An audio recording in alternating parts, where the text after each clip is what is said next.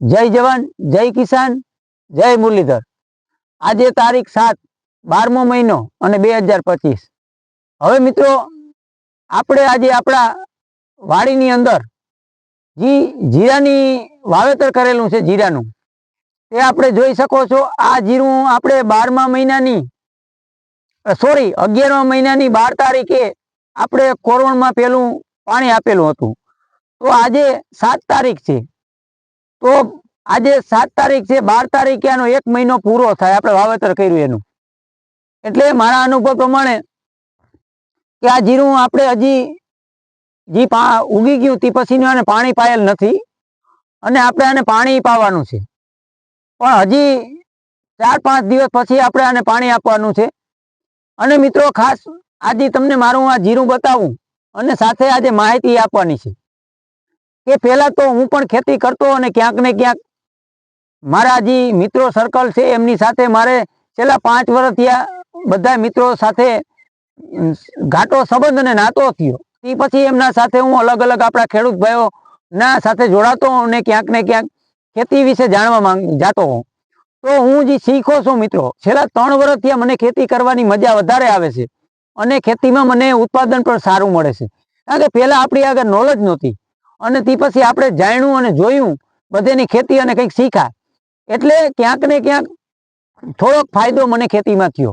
તો જે અત્યારે આપણે આ જે ખેતરમાં બેઠા એમાં ગિરનાર 4 માંડવીનું વાવેતર હતું અને ગિરનાર 4 માંડવી આપણે વરસાદ થયો તો જૂન મહિનામાં 14 તારીખે 16 તારીખે આપણે વાવણી થઈ હતી।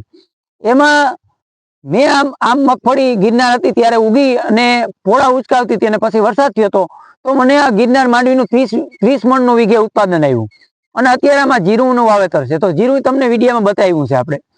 તો મારે આજ તમને ખાસ જે માહિતી આપી અને સમજાવવાનો પ્રયત્ન કરું કે અમે આ જમીનની અંદર કોઈ ડીએપી ખાતર કે ઉરિયા કે વીવી કે સુફલા પોટાશ સલ્ફર કોઈ વસ્તુ નાખેલી નથી। મગફળીની અંદર પણ પાયાનું ખાતર નહોતું નાખેલું અને જીરાની અંદર પણ પાયાનું ખાતર નથી નાખેલું। આ ખાસ મિત્રો તમને મેસેજ એના માટે પહોંચાડવાનો પ્રયત્ન કરું કે આપણે ક્યાંક ને ક્યાંક આપણા ખેડૂત ભાઈઓને અલગ અલગ વિસ્તારોમાં આપણે જોતા હોય કે ડીએપી નથી મળતું, ખેડૂત ભાઈઓ લાઈનમાં ઊભા છે। તો મારા પોતાનો અનુભવ એવો છે, મારો જે એક ભાઈ છે, મારા કાકાનો દીકરો છે, એ છેલ્લા 12 વર્ષથી 10-12 વર્ષથી ખેતીની અંદર કોઈ પણ ખાતર ડીએપી ઉરિયા સુફલા કોઈ જાતનું વાવેતર કરતા નથી અને શુદ્ધ ખેતી કરે છે, છાણિયું ખાતર ભરે છે। જોકે એ કોઈ પણ ખેડૂત ભાઈને એવું હોય કે આવું ખરેખર ના બની શકે તો આ સત્ય છે અને સ્પેશિયલ તમારા માટે જ આ વિડીયો બનાવ્યો છે કે આ જીરું તમને બતાવવામાં આવ્યું છે અને માંડવી પણ આપણે ગિરનાર 4 માંડવીની તમને આ માંડવી આ ખેતરમાં બતાવેલી હતી અને સાથે આગળ પણ જીરું થશે ત્યારે તમને વિડીયો બતાવશું। પણ મિત્રો ખરેખર મારા અંદાજ પ્રમાણે આ સત્ય વાત છે કે કોઈ ખાતરની આપણે ડીએપીની કે ઉરિયાની સુફલાની કોઈની કંઈ જરૂર નથી। આપણે આપણી જમીનને છે ને દેહી ખાતર ઉપર કરી શકીએ અને સારું ઉત્પાદન મેળવી શકીએ।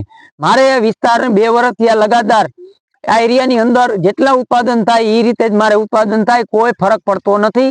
એટલે હું આ વિડીયાની અંદર તમને બતાવવાનો પ્રયત્ન કરું અને મિત્રો આપણા ખેડૂત ભાઈની ભલામણથી હું આની અંદર આવે 4-5-6 દિવસની અંદર આને જે ઉગ્યા પછીનું પાણી આપી તો એમાં હું જે આપણે ઓમકારનું ઝીંક આવે અને એક પાવડર આવે છે, હવે મેટાલિક્સિમ 35% નામનો પાવડર આવે છે, એ પાવડરનો હું છંટકાવ કરી અને સાથે ઝીંક પણ આપણે છંટકાવ કરી અને પછી પાણી આપશું।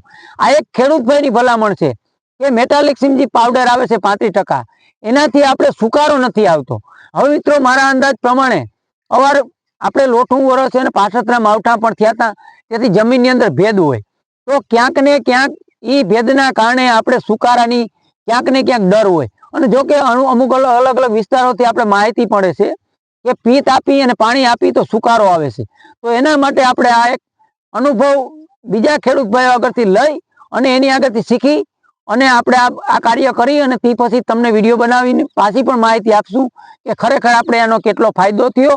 આ જીરું આપણે તમને બતાવ્યું 1 મહિનાની અંદર હજી 5 દી ઘટે છે, 25 દિવસનું જીરું છે। આપણે પીત આપ્યું હતું ત્યાં પછીનું લેખી છે, ઉગ્યા પછી આપણે આ જીરાના 22 તારીખે ઉગાવો થયો એટલે 15 દિવસનું જીરું થયું અને આગળ પણ હજી આપણે ખેડૂત ભાઈઓના અનુભવ પ્રમાણે માવજત કરી અને છેલ્લા સુધી તમને આ જીરું બતાવશું।